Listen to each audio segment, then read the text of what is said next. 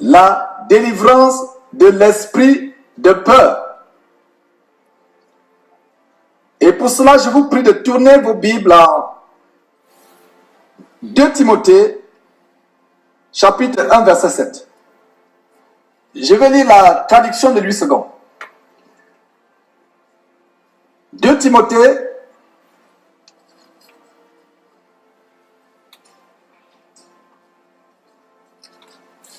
Timothée, chapitre 1, verset 7. Ce verset est tellement grand parce qu'il donne le fondement de l'esprit de peur. Ce verset nous montre qu'il y a un esprit de peur qui existe. Parce que quand je dis délivrance de l'esprit de peur, beaucoup de gens sont surpris, vont dire, mais on n'a jamais entendu parler de l'esprit de peur. Ou Georges est en train de prendre cette histoire d'esprit de peur. Je vais vous montrer que la Bible en parle.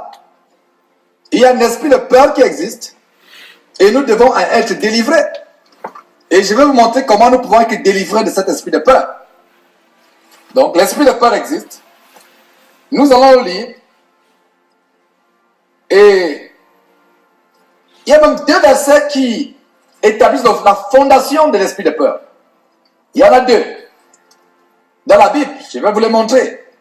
Il y a 2 Timothée chapitre 1 verset 7 que vous venez de noter et Romains 8 chapitre 15. Ce verset nous montre deux versets, verset de l'esprit de peur. 2 Timothée chapitre 1 verset 7 et Romains chapitre 8 verset 15. Et si tu peux t'occuper des versets, s'il te plaît. Donc, je lis à partir du verset... Je lis d'abord le premier passage, 2 Timothée chapitre 1, verset 7. Il a dit, « Car ce n'est pas un esprit de timidité que Dieu nous a donné, mais un esprit de force, d'amour et de sagesse. » Ça, c'est tellement grand. Dieu dit, ce n'est pas un esprit de timidité. Ça, c'est la version Louis II. La version Louis II parle de timidité. Mais la version anglaise King James parle de fear. Pour ceux qui ont la version anglaise King James et pour ceux qui ont d'autres Bibles en français, le mot peur est la meilleure traduction. Encore que la timidité, c'est la peur. Si vous avez un esprit de timidité, vous avez un esprit de peur. C'est un esprit. C'est un démon. C'est une force. Le verset dit, ce n'est pas un esprit de timidité. Il a dit esprit de timidité. Donc, la timidité, la peur vont ensemble. Donc, ce n'est pas un esprit. Regardez le mot esprit. Esprit de timidité que Dieu nous a donné. Le Saint-Esprit qui est en nous n'est pas un esprit de timidité ou de peur. Au lieu de timidité, mettez peur, parce que c'est la version exacte. Louis II n'a pas retransmis la bonne traduction des textes grecs anciens. La vraie traduction ici, c'est esprit de peur. P-E-U-R, peur. La peur est nocive. La peur est nocive. S'il y a une chose qui détruira la vie d'un croyant, plus que toute autre chose, c'est la peur. La peur met derrière les portes fermées. Pierre et les autres apôtres après la résurrection après la mort de Jésus-Christ, ils étaient derrière les portes fermées. La peur nous met dans les prisons. Ils étaient derrière les portes fermées à cause de la peur qu'ils avaient des Juifs. À cause de la peur qu'ils avaient des Juifs. La peur nous met derrière les portes fermées. La peur nous emprisonne. J'ai vu des ministères s'écrouler à cause de la peur. J'ai vu des vies détruites à cause de la peur. La peur est nocive. La peur est dangereuse. S'il y a une chose qui détruira votre vie, plus que toute autre chose, c'est la peur. C'est pour ça que la Bible dit ici, ce n'est pas un esprit de timidité ou de peur que Dieu vous a donné, mais un esprit de force, d'amour et de sagesse. Notez très bien les 3 mots. La force, l'amour et la sagesse. Pour s'engager dans le combat spirituel, comme nous allons le faire tout à l'heure, cela demande la force. Cela demande d'abord l'amour Si vous priez pour quelqu'un, cela demande la sagesse pour savoir discerner. Voilà l'esprit que nous avons reçu de Dieu.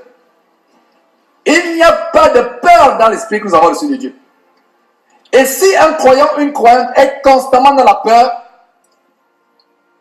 ce croyant ou cette croyante a besoin d'une délivrance. Et c'est de cela que cet enseignement parle ce soir ou ce matin selon votre temps, votre heure. Si vous avez la peur, il y a un problème. Ce n'est pas la volonté de Dieu que nous sommes dans la peur. Alors dans Romains chapitre 8, verset 15, le deuxième verset qui établit l'esprit de peur. Romains chapitre 8, verset 15, je vais lire. Et je vais commencer par mon verset 14. Étendons le contexte. Parce que si on se limite au verset 15, le contexte n'est pas... Étendons le contexte, lisons le verset 15 et le verset 14. Le verset 14 dit ceci. Ceux qui sont conduits par l'Esprit de Dieu sont fils de Dieu. Regardez bien, ceux qui sont conduits. Si vous êtes fils de Dieu, vous serez conduits par l'Esprit de Dieu. Et nous venons de voir que l'Esprit de Dieu n'est pas un esprit de peur. C'est un esprit de sagesse, de force et d'amour. Donc si vous êtes conduits par l'Esprit, regardez comment l'Esprit s'écrit ici. Dans 2 Timothée chapitre 1 verset 7, ce n'est pas un esprit de peur, esprit s'écrit avec petit e. Mais regardez en Romains chapitre 8 verset 14, ceux qui sont conduits par l'Esprit de Dieu. Il n'y a pas la peur dans l'Esprit de Dieu. Il n'y a pas la timidité dans l'Esprit de Dieu. Il n'y a pas la crainte dans l'Esprit de Dieu. Car tous ceux qui sont conduits par l'Esprit de Dieu sont fils de Dieu. Donc si vous êtes véritablement fils de Dieu, vous êtes conduits par l'Esprit de Dieu. Et si vous êtes conduits par l'Esprit de Dieu, la peur n'a pas de place. La peur n'a pas de place. Et regardez attentivement le verset 15. Et pendant que je partage cet enseignement, remerciez Dieu dans votre cœur de ce que vous serez délivré de l'esprit de peur si c'est votre cas. J'en fus délivré. Conforme mon épouse en fut délivrée. Je vous assure. Parce qu'on a vécu des choses pas possibles. En voyant des ombres se balader à la maison.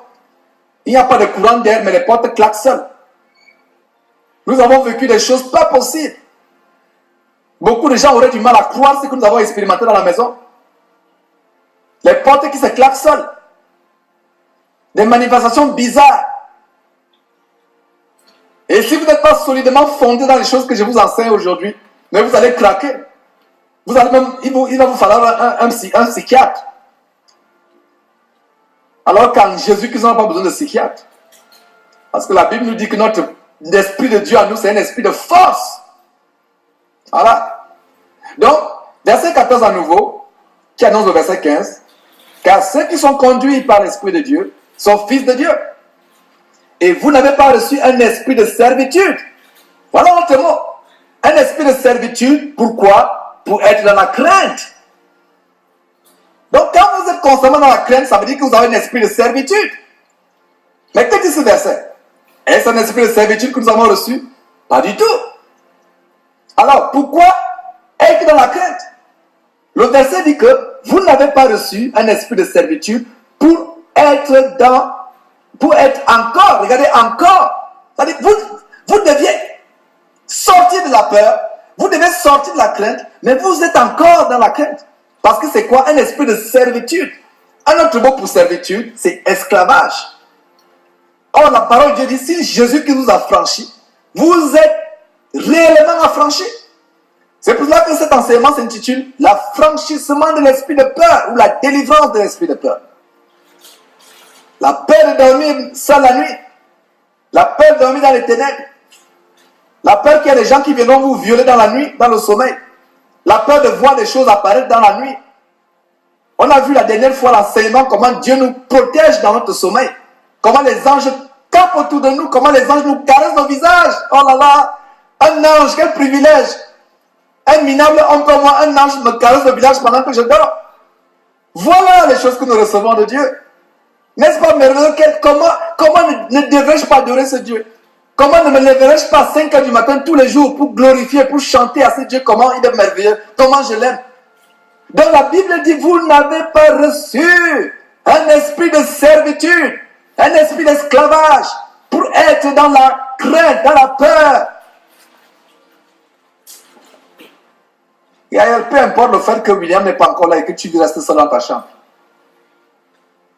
Si c'est clair, peu importe le fait que tu t'occupes de 3 enfants étant seul dans la chambre.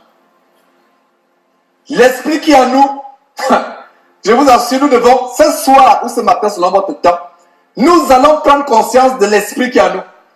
La Bible dit que c'est un esprit de force. Je vais vous montrer des versets qui vont vous choquer, mais dans le sens positif. Vous allez dire, mais ça, c'est pas vrai, ça. Comment se fait-il que je lisais ces versets, je ne comprenais pas. Le Saint-Esprit va vous... Ce n'est pas par la prière que Gaël a faite, vous allez voir. Gaël a prié pour cet enseignement. Ce n'est pas moi qui enseigne. Vous voyez ma bouche bouger, mais ce n'est pas moi, frère. Nous allons attaquer cet esprit de peur, parce que je suis fatigué avec cet esprit de peur. Nous l'avons chassé dans ma vie. Je l'ai chassé dans la vie de confort. Et s'il y a quelqu'un parmi vous qui m'écoute, qui est encore malmené par cet esprit de peur, nous l'exposons. Et toi, esprit de peur, si tu as lu quelconque des personnes ce soir, je t'expose. Je t'expose. Tu vas sortir. Tu vas sortir. Tu vas sortir de Brice. Tu vas sortir de Suzanne. Tu vas sortir de Claire. Tu vas sortir de Gaël. Tu vas sortir de Ricky. Tu vas sortir d'Alain. De Joseph, d'Hortense.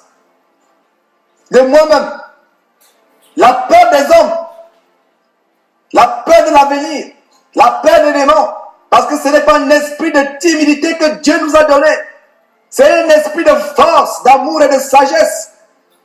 Vous n'êtes pas. Vous n'avez pas reçu. Nous n'avons pas reçu. Un esprit de servitude, d'esclavage. Pour être encore dans la crainte à chaque fois. Mais vous avez reçu un esprit d'adoption par lequel nous crions Abba, Père, Abba, Père. Nous crions Abba, Père. Le président des États-Unis, le président Obama, a 2 filles. C'est les filles les plus en sécurité, entre guillemets, dans le monde. Allez sur Internet pour faire des recherches sur les Secret Service des États-Unis. C'est les filles les plus... Mais qui est le président Obama vis-à-vis de notre Seigneur Jésus-Christ? Le roi des rois, Seigneur des seigneurs, prince des princes, revêtu d'éclat et de magnificence. À lui appartient la gloire. Infiniment puissant, infiniment glorieux, infiniment majestueux. Assis dans une lumière inaccessible, qu'aucun être humain peut accéder, qu'aucune caméra, qu'aucun radar de la NASA peut voir. Comme un astronaute russe disait, je suis allé au ciel, je pensais rencontrer Dieu. Je n'ai pas rencontré Dieu. Pourtant, il allait sur la lune. Vous voyez? Quelle sécurité nous avons? Quelle paix nous devons avoir avec notre Père? Quelle assurance? Il a dit, vous n'avez pas reçu un esprit de servitude pour être encore dans la crainte. Mais vous avez reçu un esprit d'adoption par lequel nous crions Abba Père. Et regardez le verset 26. Et même le verset 17. L'Esprit lui-même rend témoignage à notre esprit que nous sommes enfants de Dieu. C'est-à-dire que Dieu qui est esprit, selon Jean 4, 24, il rend témoignage à l'esprit qu'il a mis en vous, que vous êtes enfants de Dieu. Verset 17. Or, si nous sommes enfants de Dieu, nous sommes aussi héritiers, héritiers de Dieu et co-héritiers de Christ. Si toutefois nous souffrons avec lui, afin d'être glorifiés avec lui. J'aimerais qu'on prenne conscience du fait que, frères et sœurs, avec un tel Dieu, le seul vrai Dieu, le Dieu suprême, créateur des cieux et de la terre, il n'y a plus possibilité d'avoir peur. Nous devons marcher avec assurance, avec les cœurs se bomber. Même si vous séjournez dans l'enfer pour un moment, c'est une hypothèse de corps, je ne sais pas si cela peut être possible, je ne sais pas, peut-être, je ne sais pas. Même si c'est au milieu des démons, même si c'est dans le quartier général de Satan, Vous êtes fils de Dieu. Vous êtes fils de Dieu. Regardez Jésus-Christ. Il a dit qu'il est allé proclamer sa résurrection dans le séjour des morts. Il est allé montrer son corps ressuscité. Il a dit, me voici. Vous m'avez tué sur la croix. Où suis-je? Me voici. Tuez-moi encore si vous êtes capable. Et nous sommes héritiers, co-héritiers. Tout l'héritage spirituel disponible en Jésus-Christ, nous l'avons, frères et sœurs. Nous l'avons.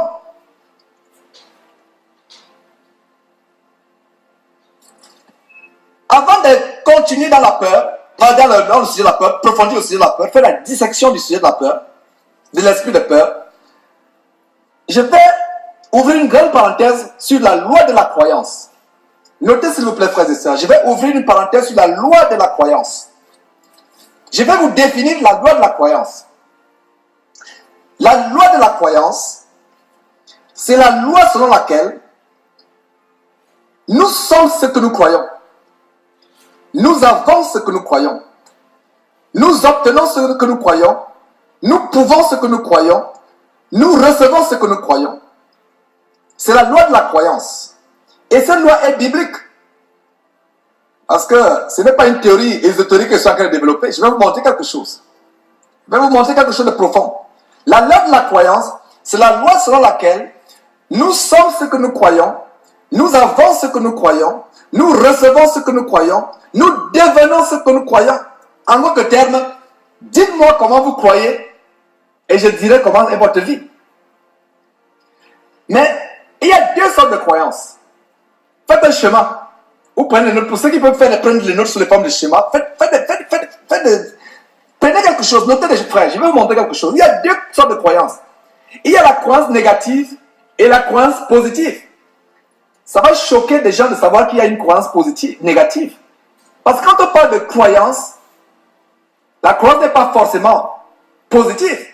Il y a deux sortes de croyances, la croyance positive et la croyance négative. Et elles obéissent elles fonctionnent selon cette loi que je vous ai dit.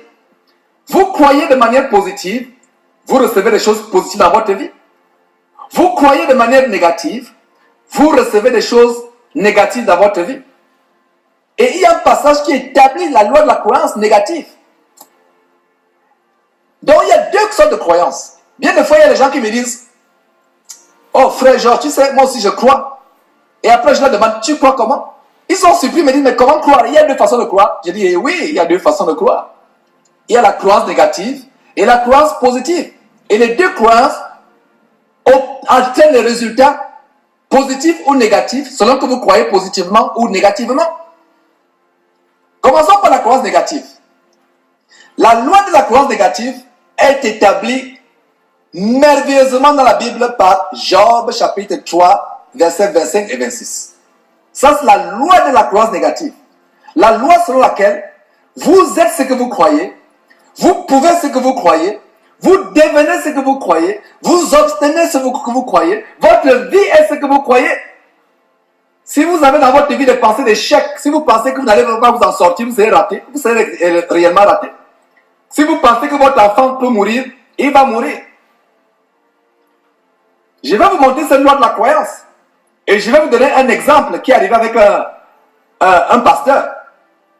Allons dans Job, s'il vous plaît, frère. J-O-B. Job. Juste avant Somme. Là, ce n'est pas un piège que je vous tends, c'est réellement juste avant Somme. Oubliez la dernière fois. Là, c'est avant Somme, s'il vous plaît. C'est vrai. C'est pas le piège que je vous ai tendu la dernière fois. Quand il disait, je ne sais pas, je parlais d'Exode ou de Lévitique qui était après Apocalypse. Et les gens allaient vers après Apocalypse pour chercher. Alright. Donc, Job chapitre 3 nous montre de manière claire. Ce verset brille comme un diamant. Je vous assure, ce verset brille comme un diamant. C'est une grande clé que ce verset nous donne. Dans Job chapitre 3, versets 25 et 26. Donc, il a dit, ce que je crains, c'est ce qui m'arrive. Ce que je redoute, c'est ce qui m'atteint. Verset 26, je n'ai ni tranquillité, ni paix, ni repos, et le trouble s'est emparé de moi. Voilà la loi de la croyance négative établie. C'est une loi qui opère avec une exactitude mathématique et une précision scientifique. C'est une loi claire. Je vous assure. Cette loi, si vous avez peur, vous aurez les résultats de votre peur. Donc, nous venons de voir que la croyance négative existe. C'est croire négativement. Et comment opère la croyance négative? La croyance négative, écrivez s'il vous plaît pour ceux qui prennent les notes, opère à travers la peur, le doute, les inquiétudes, les anxiétés, les soucis, les murmures. Vous n'êtes jamais satisfait de votre situation. Donc, inquiétude, peur, doute, crainte, souci, anxiété. Toutes sortes d'émotions négatives. Voilà comment la croyance négative opère. Donc, ce que vous craignez que votre enfant va mourir, vous êtes en train d'ouvrir une porte à la mort de votre enfant. Si vous craignez que les sorciers vont attaquer vos enfants, vous ouvrez une porte à ceux qui attaquent vos enfants. Parce que les enfants, jusqu'à ce qu'ils deviennent capables de prendre des décisions par eux-mêmes, sont sous la protection, ou pas protection, sont sous la gouverne. Je vais m'assurer que j'utilise un mot qui ne va pas prêter à confusion, ou qui ne va pas me mener beaucoup de critiques, bien que j'en suis déjà habitué. Mais les enfants sont sous, disons, il y a un lien spirituel que les parents ont avec leurs enfants. Ce lien est coupé quand les enfants ont la capacité de prendre les décisions d'eux-mêmes, etc. C'est-à-dire que si un parent a des mauvaises pensées concernant ses enfants, si par exemple vous pensez que ce travail, vous ne le garderez pas pendant longtemps, vous ne le garderez pas. C'est votre croyance. Il y avait l'histoire de ce pasteur aux États-Unis, plusieurs années de cela. Ce pasteur avait beaucoup d'enfants, une famille nombreuse. Et comme ici aux États-Unis, pour ceux qui ont les enfants dans les écoles privées, mais publiques, pardon, il y a des bus qui passent devant dans la résidence où les gens habitent. Les bus de couleur jaune viennent transporter les enfants, etc. Ce pasteur était toujours joyeux. Il manifestait la joie, il avait une famille nombreuse et il ne souciait pas. Les enfants allaient seuls, etc. Et ce pasteur avait pour voisine, une femme veuve qui élevait seule son petit enfant. Et cette femme se plaignait chaque fois. Une fois, la femme s'est approchée du pasteur, lui a dit, mais pasteur, moi je vois, j'ai un enfant. Je n'ai pas autant que toi. C'est vrai que tu es marié, tu as ta femme, mais vous avez beaucoup d'enfants. Mais vous n'avez pas les soucis que j'ai. Vous vous inquiétez tous les jours. Vous ne vous inquiétez pas. Moi, je m'inquiète. Dès qu'il y a la grippe, je panique. Dès qu'il y a moins de choses, dès qu'ils toussent un peu, je panique. Dès qu'il y a une petite allergie, je panique. Même pour aller les accompagner à l'école, je panique. Mais vous, quel est le secret? Vous ne paniquez pas. Vous êtes toujours joyeux. Il y a toujours la paix. On sent comment il y a la paix. Vous êtes pourtant une famille nombreuse. Moi, je n'ai qu'un, mais j'ai tous les cauchemars du monde avec un seul enfant. Mais vous êtes toujours heureux. Quel est le secret? Le pasteur avait beau lui expliquer que le secret, c'était la paix et la confiance qu'il avait en Dieu. Mais la femme n'avait du mal à comprendre cela. La femme s'inquiétait trop pour son enfant. Et le pasteur lui a dit, moi, le matin, quand nous sommes autour de la table du petit déjeuner, on se donne les mains. On se donne les mains avec les enfants. On dit, Seigneur, nous ne sommes rien sans toi. Voilà cette journée. Comme tu vois le trafic, la criminalité, les chauffeurs, les mauvais chauffeurs qui sont là partout. Tu vois la criminalité, on tire dans les écoles, on fait ceci, on kidnappe. Seigneur, je ne suis pas plus grand que toi. Par ma propre force, je ne peux pas m'occuper de mes enfants. Je remets ces enfants entre tes mains. Occupe-toi d'eux. Merci au nom de Jésus-Christ. Amen. Les enfants, ok, au revoir, passez une bonne journée, à tout à l'heure, le soir. Voilà. Ils ne se souciaient pas de ce qui va arriver aux enfants. Et à l'époque, il n'y avait pas encore de téléphone. Il n'y avait pas encore d'iPhone où l'enfant peut avoir l'iPhone dans son portable. Il n'y avait même pas de beeper. Rien. La femme n'en revenait pas. Un jour, on appelle, la police vient, l'ambulance, on appelle la femme pour lui dire que ton enfant a été écrasé par une voiture. Un jour, la veuve, la voisine du pasteur, l'enfant a été écrasé par une voiture. Et l'enseignement qu'on tire de cette histoire, c'est que cette femme s'inquiétait tellement de son enfant. Elle s'inquiétait. Il y a même un verset qui dit dans la Bible que l'inquiétude dans le cœur d'un homme là-bas, l'inquiétude. Je vous assure que si vous avez la confiance en Dieu, vous n'aurez jamais de maladie cardiaque. Je vous mets au défi. Du moins, ce n'est pas moi qui vous mets au défi. Dieu vous met au défi. Si vous êtes quelqu'un qui mettez votre confiance en Dieu, comme on a vu dans comment devenir adulte et mature spirituellement en Jésus-Christ, usez de votre confiance en Dieu dans tous les détails de votre vie. Les maladies cardiaques, c'est quoi? C'est les gens qui ont tellement de soucis. Ils passent le temps à se soucier, ils passent le temps à s'inquiéter. Et le cœur devient faible. Et la Bible dit que l'inquiétude dans le cœur de l'homme l'abat. Le mot abattre, quand vous abattez un arbre, c'est la mort. Vous coupez l'arbre, il tombe, il s'abat. Donc la parole de Dieu dit que l'inquiétude dans le cœur de l'homme s'abat. Et je vous ai donc raconté l'histoire de cette femme qui était à l'origine de la mort de son enfant. C'est vrai que ce n'est pas elle qui était le chauffeur qui est monté sur l'enfant, qui a rendu son enfant en purée de tomates, un gros camion. Ce n'est pas elle. Non, ce n'est pas elle qui était au chauffeur. Mais elle s'inquiétait trop, elle a ouvert les portes. Ce que je crains, vous ayant donné partagé cette histoire, je vous relis le verset 3, dans le chapitre 3, verset 25 à 26. Ce que je crains, c'est ce qui m'arrive. Ce que je redoute, c'est ce qui m'atteint. Je n'ai ni tranquillité, ni paix, ni repos. Et le trouble s'est emparé de moi. Voilà la conséquence. Vous faites du mal à vous-même spirituellement quand vous avez peur. Vous vous pendez. C'est un suicide spirituel. S'il vous plaît, notez cela. Que avoir peur, c'est se suicider spirituellement. Vous faites du mal à vous-même. C'est une autodestruction sur le plan spirituel. Nous devons arriver au standard où nous nous délivrons de la peur. Nous nous délivrons de cet esprit de peur. Donc la croyance négative opère à travers le doute, la peur, l'inquiétude, la peur, l'inquiétude, les anxiétés, les émotions négatives, la timidité. C'est ça la croyance négative. Ouais. Ça, c'est la croyance négative. Et elle opère les résultats qu'on vient de voir. Donc, la croyance négative opère au moyen du doute. Peur, doute. Le doute et la peur vont ensemble. Parce que quand vous avez peur la nuit, c'est que vous doutez que Dieu peut vous protéger. La peur et le doute, tout ça, ça va ensemble, je vous assure. S'il y a la peur, c'est qu'il y a le doute. S'il y a la peur, c'est que vous ne croyez pas que Dieu peut vous protéger.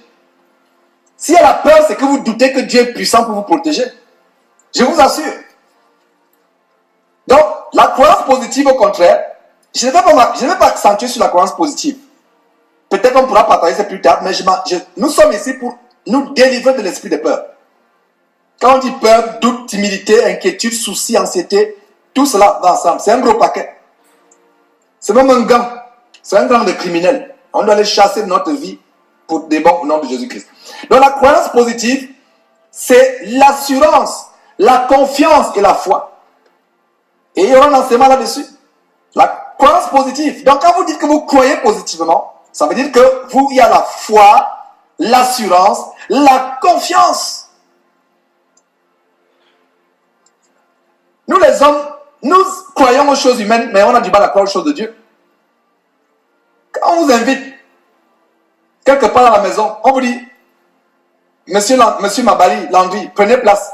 Est-ce que tu vas essayer de regarder d'abord sur la chaise? Tu vas essayer de tâter la chaise, bouger si elle tremble bien? Non, tu vas t'asseoir. Tu as l'assurance. Tu ne réfléchis même pas. Voilà comment on doit croire en Dieu.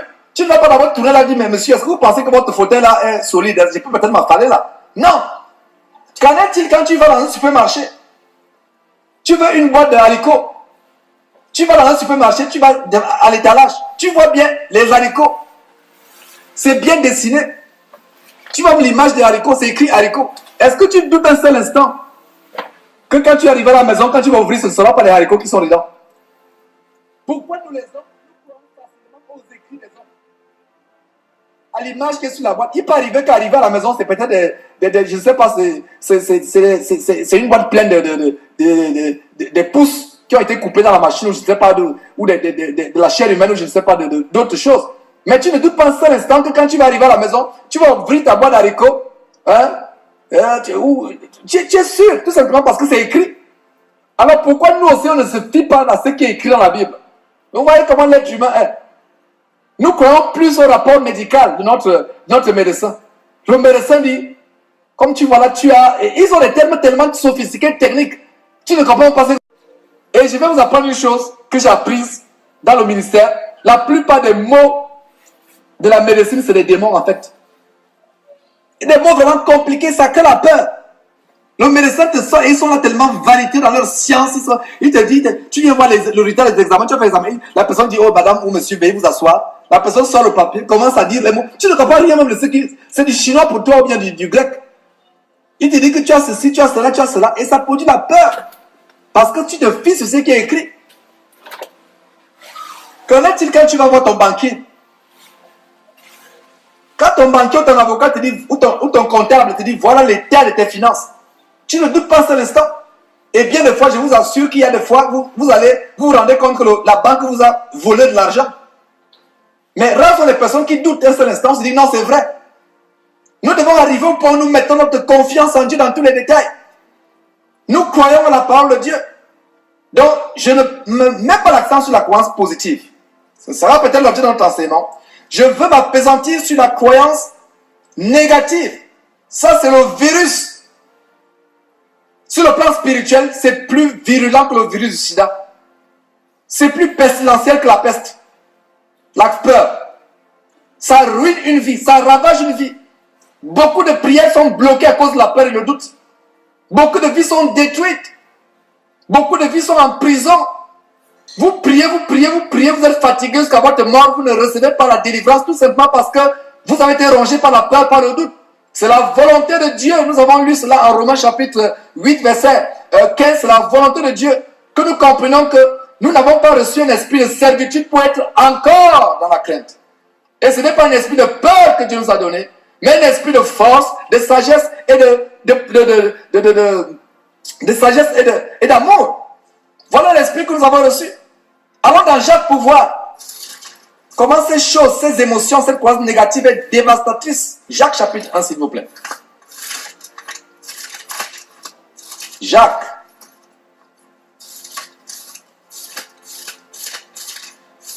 Je vous dis encore, pendant qu'on est dans Jacques, que ces choses que j'énumère marchent comme un gang de brigands. Doute, peur, inquiétude, anxiété, souci. Jacques chapitre 1, verset 5 à 8. Ouais, c'est quelque chose de très grand que j'aimerais vous partager, frères et sœurs. Verset 5 dit, si quelqu'un d'entre vous manque de sagesse, qu'il la demande à Dieu, qui donne à tout simplement et sans reproche, et elle lui sera donnée. Ha! Nombre 23, 19 dit, Dieu n'est pas un menteur, un homme pour mentir, ni fils d'un homme pour se repentir. Ce qu'il a dit, ne le fera-t-il pas? Ce qu'il a déclaré, ne l'exécutera-t-il pas? Qu'est-ce que Dieu déclare ici, bien-aimé? Il dit, si quelqu'un d'entre vous manque de sagesse, qu'il la demande à Dieu, qui donne à tout simplement et sans reproche, et elle lui sera donnée. Ici, il parle de sagesse. Mais étendons ce verset dans tout ce dont nous manquions.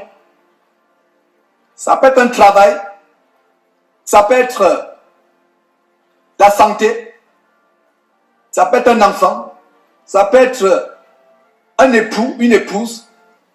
Tout ce dont nous manquions. Nous devons demander cela à Dieu, qui donne à tous simplement et sans reproche, et elle lui sera donnée. Et le mot sans reproche, ne comprenez pas ce mot pour dire, beaucoup de gens utilisent ce mot pour justifier le fait que même si je suis un pécheur, Dieu va me donner sans reproche. Attention, il y a un piège dans ce verset, s'il vous plaît. Si c'est comme ça que vous avez compris ce verset, c'est à vos risques et périls. Je vous assure, c'est à vos risques et périls. Satan veut que vous compreniez que Dieu vous donne, même si vous êtes pécheur. J'ai fait une vidéo là-dessus. La vidéo s'intitule Dieu n'exauce pas les pécheurs. Ne vous y trompez pas, je vous assure. Si vous vivez dans le péché et vous êtes exaucé, Satan aussi pour vous exaucer. Et Ricky a bien commencé par l'exhortation. Vous pouvez avoir des choses alors que c'est des choses même qui viennent de Satan et ça vous conduit à l'enfer plus tard. Il y a une sœur qui me dit, j'ai dit à la sœur, prie avec le foulard. Je pense que c'est une blanche. Prie avec le foulard. Elle me dit, frère, j'ai toujours été exaucé depuis que je prie sans foulard. Donc, arrête-moi cette histoire de prier avec le foulard. Et voilà comment le Saint-Esprit m'a amené de fermer la bouche à la femme. J'ai dit, Satan donne aussi les choses dans la Bible. Satan donne aussi les choses. Mais les choses qu'il te donne, c'est pour l'enfer. Ne pense pas que toute prière exaucée, c'est forcément exaucée par Dieu. Satan aussi fera tout pour enfermer les gens dans l'ignorance, en interférant dans leurs prières.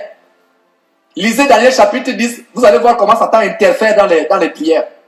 Lisez Daniel chapitre 10, vous allez voir comment Satan interfère dans les prières des gens. Il interfère. Quand la réponse vient de Dieu, il interfère. Ne pensez pas que tout ce que vous recevez de Dieu, ne pensez pas que tout ce que vous recevez quand vous priez vient forcément de Dieu. Attention, ça dépend dans quel état d'esprit vous priez. Satan va te faire croire que non, tout va bien. La femme dit non, je prie sans foulard depuis des années, mais je reçois. J'ai dit, je lui ai expliqué cela. J'ai dit, va lire Matthieu, va lire quand Jésus a été tenté par Satan dans le désert. Satan lui a dit, prosterne-moi, adore-moi, je te donnerai ces choses. Parce qu'elles m'ont été données et je donne à qui je veux. Satan aussi donne à qui il veut. Les choses que Satan donne, il te les donne pour l'enfer. Mais les choses que Dieu donne, il te les donne pour la vie éternelle. Donc faites attention. Donc ce verset dit que qui donne à tous sans reproche. Ça montre le cœur d'amour pour Dieu. Ce n'est pas une licence, ce n'est pas un permis de pécher. Ce n'est pas une licence pour pécher, permis de conduire ou permis de pécher. Ce n'est pas le permis de conduire dans le péché ici, s'il vous plaît. Voilà. Donc si quelqu'un d'entre vous manque de sagesse, qu'il la demande à Dieu, qui donne à tout simplement sans reproche, et il lui sera donné. Verset 6. Mais qu'il la demande avec foi. Regardez très bien. Qu'il la demande avec foi, sans douter. La croix négative. Car celui qui doute, regardez très bien, celui qui doute est semblable au flot de la mer, agité par le vent et poussé de côté et d'autre. La personne est instable. Aujourd'hui vous êtes à gauche, demain vous êtes à droite. Aujourd'hui vous êtes à gauche, vous êtes à droite. Demain c'est en bas. Vous êtes instable. Et moi, je me rappelle, ce verset me concerne parce qu'il y a eu un moment de ma vie, j'étais tellement instable. Voilà ce qui arrive quand vous avez le doute. Et le doute et la peur sont des cousins. Non, ce sont même des jumeaux. Le doute et la peur sont des jumeaux. Ils sont jumeaux, ils vont ensemble. Parce qu'il n'y a pas de peur sans doute. Il n'y a pas de doute sans peur. Quand vous doutez, c'est qu'il y a la peur. Quand il y a la peur, c'est qu'il y a le doute. Quand vous avez peur, c'est que vous doutez de la puissance de Dieu. Quand vous doutez, c'est que vous avez peur de Satan. C'est ça. Vous ne croyez pas que Dieu est puissant. La peur et le doute sont les jumeaux qui vont ensemble, main dans la main. C'est même les bébés siamois. On ne peut pas les séparer. Si tu les sépares, si tu sépares l'un de l'autre, ils meurent. Ils se vont ensemble. Si tu tues l'un, tu as tué l'autre. Donc chaque fois que vous lisez peur dans la Bible, il y a doute derrière. Voilà. Le verset 6 nous montre comment nous demandons les choses à Dieu. Mais ce qu'il la demande, que ce soit la sagesse, peu importe ce que nous demandons à Dieu, mais qu'il la demande avec foi, sans douter, car celui qui doute est quoi? Semblable au flot de la mer, agité par le vent et poussé de côté et d'autre. Voilà ce qui se produit quand vous avez le doute. Vous n'êtes pas stable. Vous êtes lunatique. Un petit vent souffle comme ça, il vous emporte. Un autre petit vent souffle, il vous emporte. Alors que nous devons être fermes dans la parole de Dieu avec croyance. Et regardez le verset 7. Le verset 7 m'attriste. Le verset 7 m'attriste, mais c'est la réalité. C'est vrai ce verset, il peut m'attrister, mais c'est la vérité. Le verset 7 dit quoi? Quand tel homme ou femme, ne s'imagine pas qu'il ou elle recevra quelque chose du Seigneur. Donc la Bible te dit ici que ne t'imagine pas quand tu doutes ou quand tu es dans la peur. Même quand tu es dans la peur, ne prie même pas. Parce que la peur est abominable aux yeux de Dieu. Le doute est abominable aux yeux de Dieu. Hébreux chapitre 11 verset 6 dit, sans la croyance, il est impossible de lui être agréable. Il s'agit de croyances positives qui opèrent par l'assurance, la foi et la confiance totale, inébranlable en Dieu. Que Dieu est super puissamment omniscient. Non, super puissamment omnipotent. Qu'il est puissant pour te délivrer de n'importe quelle situation. Même si tu ouvres la fenêtre, tu vois les chars qui t'ont entouré, ils sont en train de tirer vers toi. Tu dis, Seigneur, je n'ai pas peur de ces chars. Que la volonté de Dieu se fasse. Et tu remontes la couette sur ta tête, tu te mets à ronfler. C'est ça. Tu vas à la fenêtre de ta maison, tu vois que les chars de l'armée américaine ont encerclé la maison avec l'ordre de tirer. Il dit, Seigneur, il va continuer à dormir. Regarde l'exemple de Jésus-Christ. Il y a eu une tempête. Il y a eu une tempête qui a surgi dans la mer. Les flots étant que se jetaient sur la mer. Qu'est-ce qu'il faisait? Il dormait. Quel est l'enseignement? L'enseignement, c'est que même au milieu de la tornade, au milieu de la tempête, que les démons agitent autour de toi, tu dois dormir en paix. Les apôtres s'agitaient avec la peur. Ils s'agitaient, ils sont là, ils s'agitent. Seigneur, nous périssons. Lui, il dormait. Est-ce que vous pensez qu'il ne savait pas qu'il y avait la tornade? Il savait qu'il y avait la tornade, frères et sœurs, mais il dormait comme un bébé. Oh là là. Frères et sœurs, dormez comme les bébés et sucez les pouces. Non, dormez mais ne sucez pas les pouces parce que vous n'êtes plus les bébés. Nous devons arriver au point, frères et sœurs. Nous dormons. Ça chauffe à gauche, ça chauffe à droite, tu dors. Arrivons à ce standard. On s'en fout. Dieu est avec moi, qui peut me faire les hommes? Si Dieu est pour moi, dans les sorciers, les marabouts, les féticheurs, on s'en fout. Attaquez, vous allez me trouver. Voilà ce que vous devez dire tous les jours. Vous m'attaquez, vous allez me trouver. Je n'ai pas peur de vous. Jésus dormait. Il dormait, les gens. Seigneur, ne t'inquiète pas de ce que nous périssons. Je me rappelle l'histoire de Confort un jour. Je ne sais pas, ils allaient en vacances. Et il y avait une turbulence dans l'avion. Une turbulence terrible. Les gens paniquaient dans l'avion. Les gens criaient. Confort aussi se met à crier. Confort dit, maman, mais toi tu dors, etc. Tu dors. Maman, toi tu dors, les gens crient, regarde la turbulence. La maman, ma belle-mère se réveille. Elle regarde Confort et dit, Confort, tu crois en Dieu? Confort dit, oui, maman. Ok, dors. Essaie à continuer à dormir. Ils sont arrivés. Alors que tout le monde paniquait dans l'avion. L'avion peut même exploser. Dieu va envoyer les anges vous envelopper et vous faire tomber quelque part, rien, même sans une égratignure. Même dans l'avion. Vous voyez les gens, etc. Il est dans l'avion, sur le t-shirt, I love Jesus. Mais quand il y a tremblement de truc, c'est lui qui crie. Alors qu'il y a sur le t-shirt, I love Jesus. Oui, Jesus, you love. Hein? You love Jesus. Maintenant, il y a tremblement, c'est toi, c'est plus de toi qui doit se lever à dire aux gens, calmez-vous. Vous vous rappelez du naufrage de Pierre, non, de Paul, pardon, Paul était dans le naufrage. C'est lui qui a dit aux gens, calmez-vous, il n'y aura rien, il n'y aura pas de problème. Donc nous devons faire très très attention, frère. Sans la croyance, il est impossible d'être agréable à Dieu. Nous devons croire à Dieu du fond de notre cœur. Vous voyez, nous devons croire à Dieu. C'est que Dieu peut nous délivrer. Il n'y a rien de... Je vous assure, il n'y a rien. Dites-moi seul instant ce qui est plus fort que Dieu. Dieu veut que nous mettions en lui sa confiance dans tous les détails de notre vie. Si quelqu'un peut attaquer Jésus-Christ, il va vous attaquer. Si quelqu'un peut tuer encore Jésus-Christ, il va vous tuer. Si quelqu'un peut faire du mal à Jésus-Christ, il va vous faire du mal. Il va vous faire du mal. Nous devons avoir l'assurance. Je vous assure. La Bible dit, verset 7, Jacques chapitre 1, verset 7, qu'un tel homme ne s'imagine pas qu'il recevra quelque chose du Seigneur. C'est un homme irrésolu, inconstant dans toutes ses voies. Vous savez ce que c'est inconstant en français? Vous n'êtes pas sur place. Vous êtes inconstant.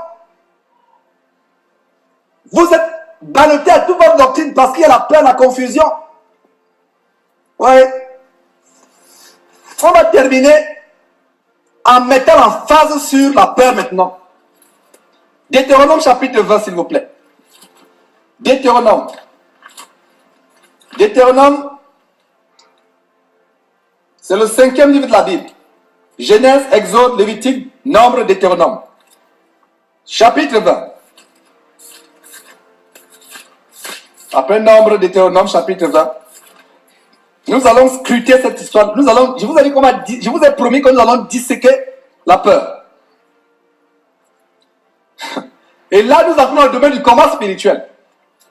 Nous entrons dans le domaine du combat spirituel. C'est tellement intéressant. Deutéronome chapitre 20. Verset 1 à 5. Il a dit ceci. Je vais lire. Et lisez après moi.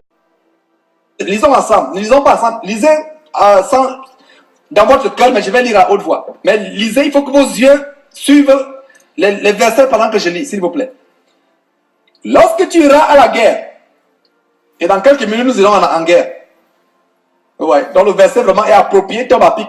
Parce que dans quelques minutes, on ira en guerre. Mais qu'est-ce que le verset dit? Lorsque tu iras en guerre contre tes ennemis, et que tu verras les chevaux et les chars, et un peuple plus nombreux que toi, tu ne les craindras point. Car l'Éternel ton Dieu, qui t'a fait monter du pays d'Égypte, est avec toi. Voilà l'assurance. Lorsque tu iras en guerre, ma soeur, mon frère, contre tes ennemis, et que tu verras, voir avec les yeux. Parce que la plupart du temps, quand on dit le juste ne vivra pas par le juste ne marchera pas par la vue, mais le juste doit vivre par la foi, pas par les 5 sens. Ça commence par voir. Joseph, c'est le verset, c'est le chapitre 20, verset 1. Deutéronome chapitre 20, à partir du verset 1. Lorsque tu iras à la guerre contre tes ennemis, et que tu verras, voir, la vue, voir. Tu verras des chevaux et des chars. Ça, c'est des instruments de guerre. Et un peuple plus nombreux que toi. Et généralement, les démons vont en légion, ils sont nombreux. Ouais. Tu ne les craindras point. Il ne dit pas que tu ne les craindras pas. Il a dit que tu ne les craindras point. Il y a une différence entre point et pas. C'est-à-dire quand tu dis pas, c'est qu'il y a encore possibilité de pouvoir les craindre. Mais quand on dit tu ne les craindras point, Dieu veut dire qu'il n'y a pas possibilité de quelque manière que ce soit, même infime, de les craindre. Il n'y a pas possibilité pour toi de les craindre. Parce que laissez-moi vous dire que chaque fois que nous craignons, nous incitons Dieu. Nous sommes en train de dire Dieu, mais Dieu, je sais que tu es grand, mais là, quand même, là tu ne peux pas. Là, tu ne peux pas. Dieu, tu es fort. Dieu, tu es bon, tu es grand. Mais là, quand même, là, dans cette situation-là, mais Dieu, toi, me regarde, là, tu ne peux pas. Là, quand même, Dieu, tu ne peux pas. Voilà ce qui se passe quand nous doutons. Donc, tu ne les craindras pas. Et l'Égypte ici, pour nous aujourd'hui, l'Égypte, c'est notre vie passée. Dieu nous a sortis des ténèbres vers son admirable lumière. Donc, l'Égypte, pour les Israélites, c'est notre vie passée avant que nous soyons en Christ. Donc, quand nous sommes en Christ, Dieu nous a fait monter du pays d'Égypte, c'est-à-dire que dans notre vie passée, où nous ne connaissons pas Dieu, où nous n'étions pas en Christ. Donc Dieu est avec nous tous les jours. Et le verset 2 parle du combat spirituel. Parce qu'à cette époque, le combat n'était pas nécessairement spirituel. C'est vrai qu'il y avait des entités spirituelles derrière, mais il était complètement physique. On pouvait voir. Mais aujourd'hui, notre combat c'est quoi? C'est spirituel. Les démons qui viennent attaquer Claire la nuit, les démons qui viennent attaquer les enfants de Joseph la nuit, qui viennent attaquer mes enfants la nuit, les démons qui attaquent la maman de Suzanne. Voilà le combat dans lequel nous sommes. Il y a des chars, il y a des chevaux qui viennent à la charge. Mais la Bible dit quoi? Tu ne les craindras point. Le combat spirituel.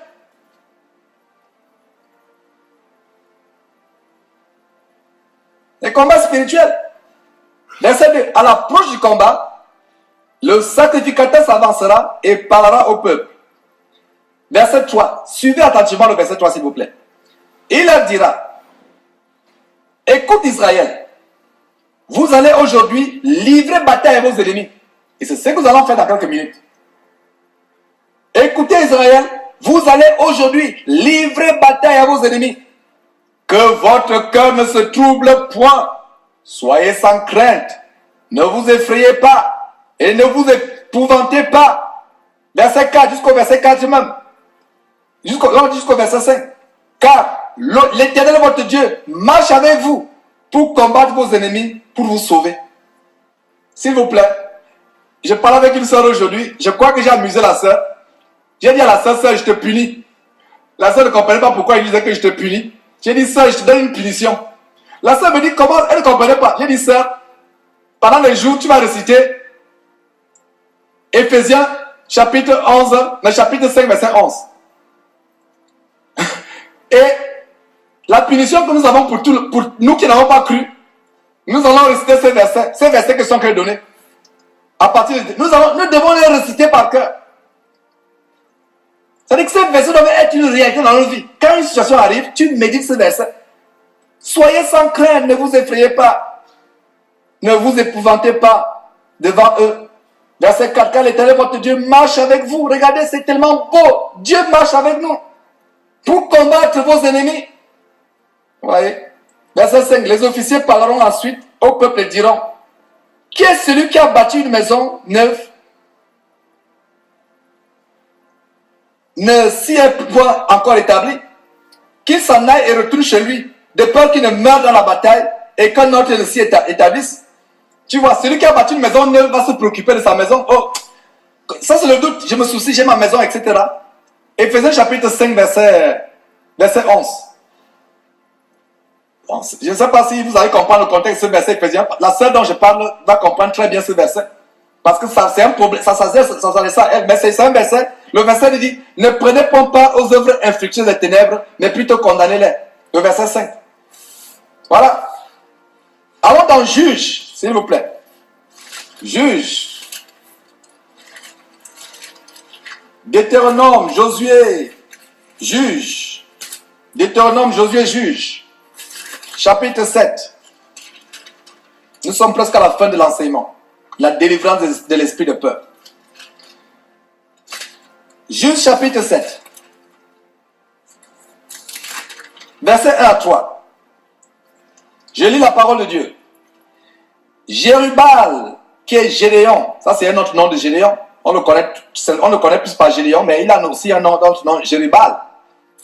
Je ne sais pas pourquoi il y a eu bal à la fin. Bon, anyway. Parce que ce mot bal me traumatise un peu l'enseignement de Landry. Chaque fois que je vois bal, je suis traumatisé. J'étais tellement béni par cet enseignement, vous voyez. Donc, Jérubal, qui est Gédéon, et tout le peuple qui était avec lui, se levèrent de bon matin et campèrent près de la source de Harod. Le camp de Madian était au nord de Gédéon, vers la colline de Morée dans la vallée. Verset 2. L'Éternel dit à Gédéon, le peuple que tu as avec toi est trop nombreux pour que je livre Madian entre ses mains. Il pourra en tirer gloire contre moi et dire, c'est ma main qui m'a délivré. Publie donc ceci aux oreilles du peuple, que celui qui est craintif et qui a peur s'en retourne et s'éloigne à la montagne de Gaal. Je m'arrête là, je m'arrête au milieu de ce verset. C'est rare qu'on s'arrête au milieu du verset, mais je vais m'arrêter là pour être dans le contexte de ce que je veux partager avec vous. Donc, publie ceci aux oreilles du peuple, que celui qui est craintif et a peur s'en retourne et s'éloigne à la montagne de Gaal. Qu'est-ce que nous pouvons en tirer? Quand vous vous engagez dans la compétition spirituelle, si vous avez peur, n'y allez pas. Notez bien ce verset 3. Juge chapitre 7, verset 3. Publie ceci aux oreilles du peuple, que celui qui est craintif et qui a peur s'en retourne et s'éloigne de la montagne de Gad, parce que la bataille devait faire rage à la montagne de Galate. Donc si vous avez peur et craintif, retournez chez vous. Ne vous engagez pas dans le combat spirituel avec un cœur de peur. Mieux vaut ne même pas vous engager dans le combat spirituel que vous engagez quand vous avez peur. Donc à partir d'aujourd'hui, plus de peur. Dieu nous délivre de la peur. Somme chapitre 27. L'avant-dernier verset. Nous sommes à la fin. L'avant-dernier. Je vais tout simplement lire.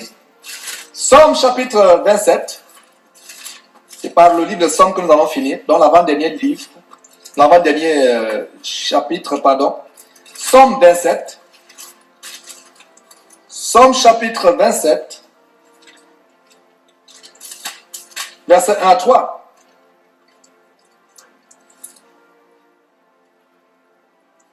Le verset dit quoi? L'Éternel est ma lumière et mon salut. De qui aurais-je crainte? Beaucoup de personnes aiment réciter ce psaume sans réaliser vraiment la profondeur de ce psaume. Ça, c'est un des livres les plus connus dans la communauté chrétienne. Mais ils ne réalisent pas vraiment la profondeur. On le fait maintenant de manière mécanique. Oh, l'Éternel est mon berger, de qui aurais-je crainte? Mais on ne réalise pas vraiment la profondeur de ce que ce verset dit. On le lit de manière mécanique. Mais voilà ce que le verset dit. L'Éternel est ma lumière et mon salut. De qui aurais-je crainte? Voilà ce que tout chrétien doit déclarer. Les ennemis viennent vous attaquer. Les sorciers viennent infiltrer ce forum. Comme ils veulent que nous soyons un forum, mais on ne sera jamais un forum. Ils viennent infiltrer cette église. Ils viennent nous attaquer. Ils attaquent nos maisons. Ils attaquent nos études. Ils attaquent notre travail. Ils attaquent nos enfants. On est sans crainte. C'est nous qui les poursuivons. Je disais à la sœur aujourd'hui ce matin que de la lumière et des ténèbres qui n'aura peur de l'autre. Ce sont les ténèbres qui fuient quand il y a la lumière. La lumière ne va jamais fuir les ténèbres. C'est eux qui doivent fuir. C'est eux qui doivent avoir peur de nous. Donc, l'Éternel est ma lumière et mon salut.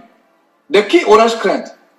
L'Éternel est le soutien de ma vie. Regardez le soutien de ma vie, toute votre vie. C'est le soutien, le soubassement de votre vie. Votre vie ne peut pas s'écrouler avec un tel soutien. Regardez les fondations des maisons, elles sont en béton armé.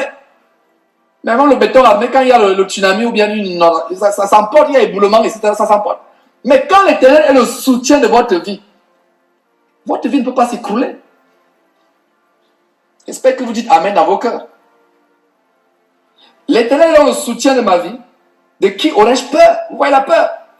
Verset 2. Quand les méchants s'avancent contre moi, regardez un peu, quand les méchants, les sorciers, les faux frères, les attaquent, les critiquent, les calomnies, les injures, les flèches empoisonnées, les langues qui blessent, quand ces gens-là s'avancent contre toi pour dévorer ta chair, ce sont mes persécuteurs et mes ennemis qui chancellent et qui tombent.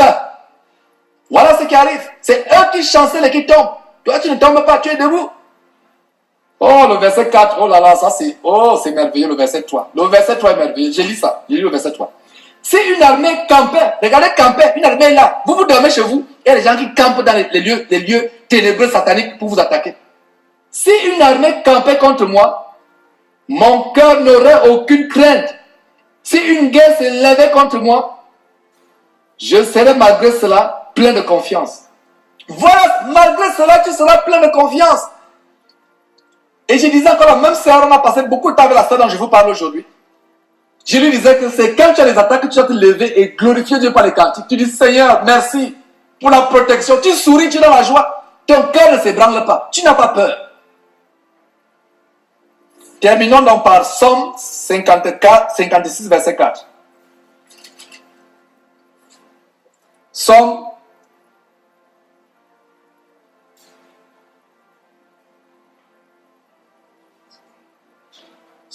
56, verset 3 et 4. Verset 3 et 4. Il a dit ceci.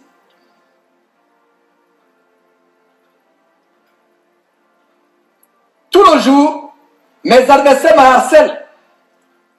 Suivez ça attentivement. Ils vous harcèlent combien de fois? Une fois par an? Une fois par mois? Une fois par semaine? Ils vous harcèlent comment? Tous les jours. C'est une mauvaise nouvelle pour plusieurs personnes. Mais c'est la réalité. Vos ennemis vous harcèlent tous les jours. Nos ennemis spirituels vont nous harceler tous les jours. C'est une mauvaise nouvelle. Je ne vois personne sourire. Mais ça n'a pas été une mauvaise nouvelle. Dieu est avec nous dans la guerre, dans le combat. Mais la réalité, voilà, beaucoup de chrétiens ignorent cela. Dernièrement, on disait qu'un chrétien qui n'a pas la tête doit se poser des questions. Voilà ce que ce verset dit. Verset 3. Tout le jour.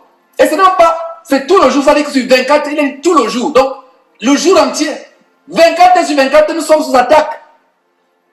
Ne pensez pas que vous êtes actuellement ici parce que ce n'est pas votre propre force. C'est parce que Dieu vous protège. Les anges guerriers puissants de Dieu campent tout autour de vous. 24 sur 24 heures pour vous protéger. Regardez le verset qui dit, tout le jour, lisons-moi à partir du verset 2. Lisons à partir du verset 2, il a dit au verset 2, aie pitié de moi, ô Dieu, car des hommes me harcèlent. Qui te harcèle? Des hommes. Les hommes. Et puis ça dit des hommes, les hommes sont toujours là pour vous harceler, pour vous attaquer. Les hommes me harcèlent. Tout le jour, ils me font la guerre. Ils me tourmentent. Tout le jour. Verset 3. Tout le jour, mes adversaires me harcèlent. Ils sont nombreux. Ils me font la guerre comme des hautains. Verset 4. Quand je suis dans la crainte, en toi je me confie. Quand vous êtes dans la crainte, confiez-vous à Dieu, mes frères et sœurs, quand vous êtes dans la crainte. Voilà ce que je voulais vous partager. Puisse cet enseignement nous délivrer de tout esprit de peur. Je dis esprit, démon de peur. Afin que nous soyons des vaillants guerriers prêts au combat. Des soldats et des guerrières pour Christ Jésus. Que Dieu nous bénisse abondamment au nom puissant de Jésus-Christ. Ne manquez pas de vous abonner à notre chaîne YouTube Jésus-Christ TV, en cliquant sur le bouton s'abonner, juste au bas de la fenêtre de cette vidéo. Ainsi, vous recevrez automatiquement nos nouvelles vidéos, et vous ne raterez aucune. Vous connaîtrez la vérité, et la vérité vous affranchira. Jean 8, 32.